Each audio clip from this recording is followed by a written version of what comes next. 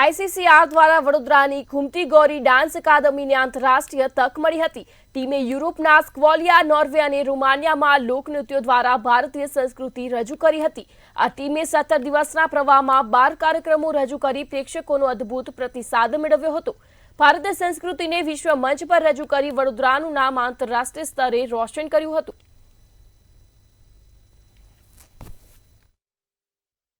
આઈસીસીઆર દ્વારા અમને યુરોપમાં મોકલવામાં આવ્યા હતા અને અમે વિચારતા હતા કે યુરોપમાં અમને કેવી વ્યવસ્થા મળશે, પણ આઈસીસીઆર ગવર્મેન્ટે અમને એટલી સારી વ્યવસ્થા આપી છે, ઇન્ડિયન ફૂડથી લઈને રહેવા કરવાથી, અને અમારા સ્કેડ્યુલને ધ્યાનમાં રાખીને એમણે અમને જોવાલાયક બધા સ્થળો બતાવ્યા છે। એટલે મારો અનુભવ અને અમારા બધાનો અનુભવ ખૂબ જ સરળ રહ્યો છે।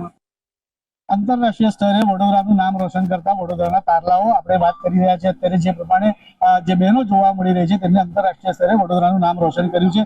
Indian council four cultural relationship દ્વારા જે ઘૂમતી ગૌરી ડાન્સ એકેડમી છે તેમના દ્વારા વિશ્વ મંચ પર ભારતીય લોક સંસ્કૃતિને રજૂ કરવાની એક અનોખી તક મળી હતી। જે તક ઝડપીને અત્યારે વડોદરાનું નામ રોશન તેમના દ્વારા રોશન કરવામાં આવ્યું છે। આપણી સાથે ઘૂમતી ગૌરીના જે મેન્ટોર છે તેમની સાથે વાત કરીશું, સંચાલક છે તેમની સાથે વાત કરીશું। કેવી રીતે આ તક મળી, કેટલી બહેનો અહીંયાથી ગઈ હતી, કયા કયા દેશમાં પરફોર્મન્સ કરવામાં આવ્યું?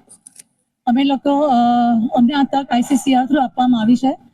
અમે લોકો નાનપણથી જ આઈસીસીઆર સાથે જોડાયેલા છે અને અમારા જે ગુરુ છે જેમની સાથે અમે લોકો વારે ઘડીએ આવા પરફોર્મન્સીસ કરવા માટે ઘણી બધી દુનિયાના દેશોને અમે સફર કરી છે। અમારા ગુરુનો અને અમારો એક જ હેતુ હતો કે આપણું કલ્ચરને કઈ રીતે ડેવલપ થાય, કઈ રીતે એને એક્સપ્લોર કરી શકાય। એ જ થીમને અમે આગળ વધારીને આજે અમે લોકો દુનિયાના યુરોપના 3 કન્ટ્રીની અંદર અમે લોકો સફર કરીને આવ્યા છે, જેની અંદર સ્લોવાકિયા, નોર્વે અને રોમાનિયા। અમે લોકો 17 દિવસના પ્રોગ્રામ માટે જઈને આવ્યા છે અત્યારે।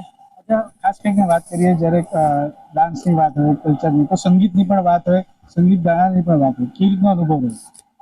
હું પોતે શિલ્પા ભટ્ટ ગાયક છું અને છેલ્લા 30 વર્ષથી હું ગાઉં છું અને એટલો સુંદર અનુભવ રહ્યો છે, એટલો સુંદર રિસ્પોન્સ અમને કન્ટ્રીમાં બધી જગ્યાએ અમને મળ્યો છે અને અમારી બધી જ છોકરીઓએ એ આનંદને અનુભવ્યો છે। ખાસ કરીને ભારતીય હોવાનો એવું તમને એવું લાગ્યું કે ભારતીય હોવું બહુ ગૌરવની વાત છે, એવો કઈ ક્ષણ આવ્યો? દરેક ક્ષણે એવું થયું કે ભારતીય હોવાનું ગૌરવ છે અને અમે દરેક ક્ષણે અમારા ત્રિરંગાને લઈ અને અમે ફરતા હતા અને આ છોકરીઓ જે પ્રેયર કરતી હતી એમાં હંમેશા છેલ્લે ત્રિરંગો રહેતો હતો, એટલે અમને ભારતીય રહેવાનો હંમેશા ગૌરવ રહે। ભારતીય રહેવાનું હંમેશા ગૌરવ છે। જેમને પરફોર્મ કર્યું છે તેમની સાથે વાત કરી, કયા કયા ડાન્સ તમે પરફોર્મ કર્યું? અમે લોકોએ ત્યાં આગળ અર્વાચીન, પ્રાચીન, કુડો, સનેડો, રાસ, ડાકલા, આદિવાસી જેવા વિભિન્ન પ્રકારના નૃત્યો ત્યાં પ્રસ્તુત કર્યા છે। શું કહેશો કે કેવી રીતની લાગણી હતી, કારણ કે અહીંયાથી કઈ જવું અને આવા મોટા મંચ ઉપર પરફોર્મ કરવું, કેવો અનુભવ રહ્યો? બહુ સારો અનુભવ હતો। ન્યૂ પરફોર્મન્સ જે તે લોકો કરતા હતા એ આપણને પણ શીખવા મળ્યું। શું મેમરીઝ હશે તમારી?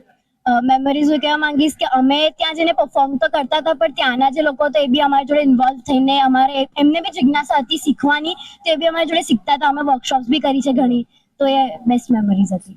ચોક્કસ રીતે જોવા જઈએ જે પ્રમાણે અનુભવ ખૂબ જ સારો રહ્યો છે અને ઘૂમતી ગૌરી જે એકેડમી છે તેમના દ્વારા જે બાળકો છે તેમને લઈ જવામાં આવ્યા હતા। આઈસીસીઆર માધ્યમ હેઠળ તેમના નેજા હેઠળ આ લોકો ગયા હતા, અનેકો દેશોમાં તેમને પરફોર્મ કર્યું છે, પણ એક વાત ચોક્કસ છે, ભારતીય હોવાનું ગૌરવ તેમને દરેક ક્ષણે મળ્યું છે।